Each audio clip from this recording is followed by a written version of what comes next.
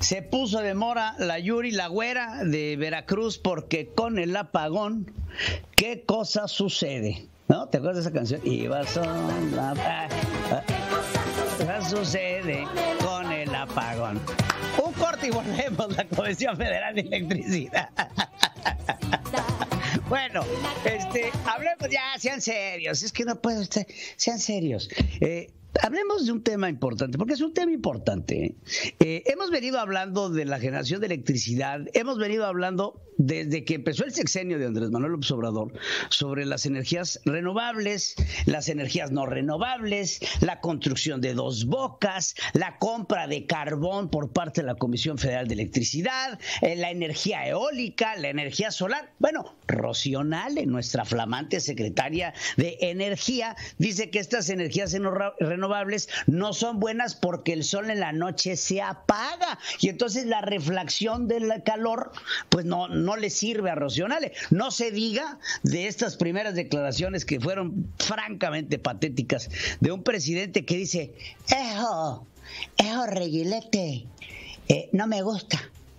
Hablando sobre la energía eólica y las turbinas estas que hay para la generación. Entonces tenemos un severo problema. El más severo de los problemas que tenemos es que el director de la Comisión Federal de Electricidad tiene un nombre y tiene un apellido y se llama Manuel Bartlett Díaz. ¿Quién es Manuel Bartlett? Chance y muchos de los que nos ven en este espacio que están más chavos no se acordarán o no tendrán noción, inclusive hablo de gente de mi generación, que no sepan de dónde viene Manuel Bartlett. Sabemos que es un dinosaurio, sabemos que Manuel Bartlett ha estado en la política desde, bueno, yo creo que desde que Juan O'Donoghue dejó de ser virrey de la Nueva España. Manuel Bartlett fue, a ver si no me equivoco, fue gobernador de Puebla, fue secretario de Educación Pública, fue secretario de Gobernación, ha sido diputado y senador en distintas ocasiones, tanto por voto directo como plurinominal. Estuvo trabajando en tiempos de Manuel Camacho, que fue sus inicios en los 60s, como secretario del PRI, y bueno, ahí estuvo dando sus pininitos, pero es un hombre que ha estado acostumbrado a vivir del sistema. Es un hombre que durante la presidencia de Carlos Salinas de Gortari se le cae la caída del sistema, que fue una caída en el sistema de votación del PREP, lo que vamos a llamarle el PREP de esa época, en donde antes de que naciera el primer Instituto Federal Electoral comandado por José Waldenberg, era comandada la realización de las elecciones, era una función que llevaba la Secretaría de Gobernación, y a través de esta Secretaría de Gobernación estaba su secretario, que era este hombre justamente, Manuel Bartlett. Manuel Bartlett es un señor que sus escándalos creo que ya preceden todo tipo de reputación que pueda llegar a tener el señor. Un hombre que tiene N cantidad de propiedades calculadas en más de 25, 800 millones de pesos calculados como su fortuna, que no asisten al tiempo en el que él ha ejercido como político y pues la cantidad de ingresos. Ahora, para darle el premio a la ineptitud de Manuel Bartlett, hace poco, hablando de tráfico de influencias, se daba a conocer que los hijos de Manuel Bartlett le estaban vendiendo al Instituto Mexicano del Seguro Social y al INSABI los ventiladores para la pandemia del COVID-19 y se los estaban vendiendo a un precio no alzado, lo que le sigue de alzado. Estamos hablando de que arriba de $1,000,000 por cada ventilador, cuando el costo, bueno, no llega ni a una cuarta parte de esto. Esto provocó un escándalo mediático que inmediatamente fue visto por la Secretaría de la Función Pública y, por supuesto, su flamante secretaria Irma Eréndira Sandoval, que, por cierto, ya había dispensado a este señor Manuel Bartlett Díaz sobre el gran escándalo que había provocado el hecho de que no había hecho claro en su declaración 3 de 3 que el señor era landlord de México y que tenía N cantidad de propiedades. Y es así que los escándalos de Manuel Bartlett siguen y siguen y siguen y siguen. Bueno, para premiar la ineptitud del señor, ¿qué pasó el día de ayer? Justo cuando se ve el apagón de la Comisión Federal de Electricidad, ese mismo día se liberan las empresas de sus hijos para que puedan volver a venderle al gobierno, inhabilitando la inhabilitación que se le había puesto por haber cometido este fraude en contra del Estado mexicano. ¿Cuáles son los beneficios de tener a Manuel Bartlett Díaz en la política mexicana? Un hombre que nace en la cuna del priismo, el poblano que se sabe mover entre los entretelones de la política mexicana y que llega no solo con el tráfico de influencias, sino con el N cantidad de contratos que cerró como gobernador, como secretario de Gobernación y Educación Pública, a hacerse de cuantiosas cantidades de dinero, las cuales no puede justificar. ¿Qué pasa después? Pues se hace amigo de Andrés Manuel López Obrador, hace su transición cuando se pelea. No me quiero equivocar, pero si la memoria no me falla, Manuel Bartlett fue candidato a la presidencia por el PRI cuando Francisco Labastida queda como el candidato oficial del priismo. Y entonces Manuel Bartlett ahí tiene una separación en donde también se separa de dos personajes del priismo de esa época.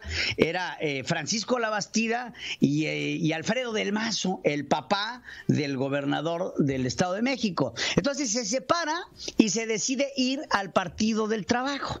En el Partido del Trabajo se convierte Manuel en una celebridad.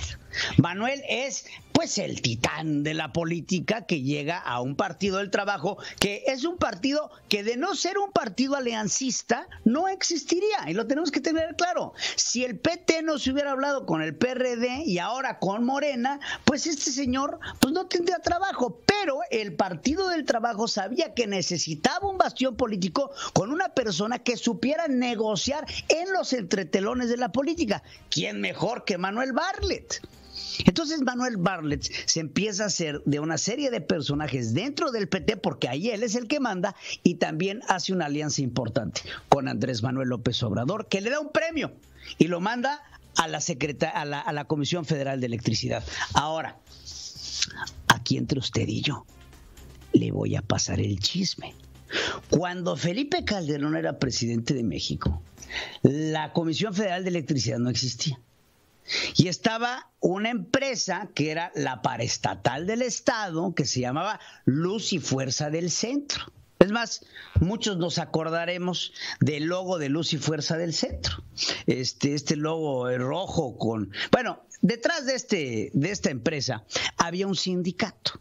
Un sindicato que era el sindicato de los trabajadores electricistas, el SME, Sindicato Mexicano de Electricistas. Este SME estaba liderado por un franco ampón que se llama Martín Esparza. Martín Esparza sabe confiar en Andrés Manuel López Obrador. Inclusive hay registros del secretario general del partido, secretario general del sindicato, que da a conocer que Martín Esparza le maiciaba lana a Andrés Manuel López Obrador durante su campaña y el plantón del 2006 y las campañas posteriores, en donde salía el dinero del Sindicato Mexicano de Electricistas, de los electricistas, que le daban el dinero Andrés Manuel López Obrador para poder mantener su plantón del 2006 en Reforma. Ese plantón en donde Calderón le gana la presidencia. Ahí existe un vínculo bien importante. Porque Martín Esparza es una cuenta pendiente que tiene el presidente y que no sé si ya se la pagó, pero de que se la va a pagar, se la va a pagar. ¿Y cómo se le ha empezado a pagar a este hombre? A través de otro ampón de la Cuarta Transformación que se llama, y escuche usted y anote, Napoleón Gómez Urrutia. Resulta ser que al principio del sexenio, Napoleón Gómez Urrutia y Martín Esparza hacen una alianza para formar el Sindicato Internacional Mexicano, una jalada así. Ahora que nos estamos peleando con las outsourceras, ¿quién cree usted que está buscando formar el nuevo sindicalismo mexicano? Entonces, ¿de quién es la culpa de que pasó lo que pasó? Miren, vamos a escuchar rápidamente al presidente tratar de justificar el apagón del día de ayer en manos de su compadre. No se va a repetir, fue un desbalance, de acuerdo a lo que expresaron los técnicos, salieron de operación unas plantas y esto generó un descontrol en todo el sistema eléctrico, porque está totalmente intercomunicado el sistema eléctrico, es una red nacional. Entonces, cuando hay... no sabe ni siquiera de lo que está hablando. El presidente no sabe, este sistema de interconexión nacional existe desde hace mucho. Y entonces dígame usted, ¿a quién se le olvidó apachurrar el botón? ¿Quién tuvo el olvido? Ayer Manuel Bartlett salió, un hombre que, miren, de electricidad sabe lo que es un enchufe.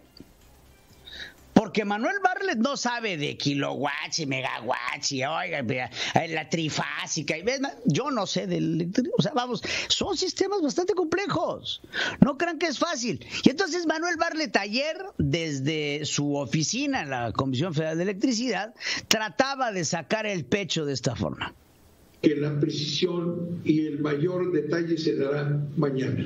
Es un evento tan importante que tiene que ser analizado, diagnosticado con todo cuidado para conocer qué pasó con este evento a nivel nacional. Yo le pediría al director del SENACE que nos explique qué es lo que ocurrió, cuál es su visión hasta el día de hoy. Sí, muchas gracias, Liceo Bartlett. Muy buenas tardes a todas y a todos que nos acompañan en esta transmisión. Hoy el Sistema Interconectado Nacional se encontraba en condiciones operativas de demanda mínima promedio que se presentan las condiciones.